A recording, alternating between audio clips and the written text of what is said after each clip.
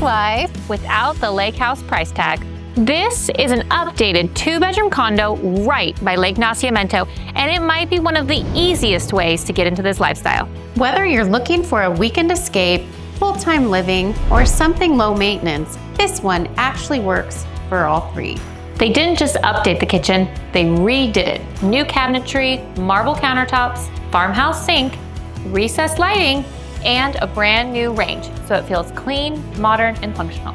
And because the layout is efficient, nothing feels wasted. Everything just flows. The bathroom has been refreshed with an updated vanity, modern fixtures, and vertical tile in the shower that gives it a really clean finish. You even get lake glimpses from your back patio, which is kind of the whole point of being here. And then not so fun, but very important updates. Newer HVAC and water heater are already done. And the community here is packed with amenities: private pool, trails, dog park, rec spaces, and even a grocery store, coffee shop, and pizza spot nearby. You're just minutes to Lake Nacimiento and a short drive into Paso, Robles for wineries, restaurants, and everything else the Central Coast is known for.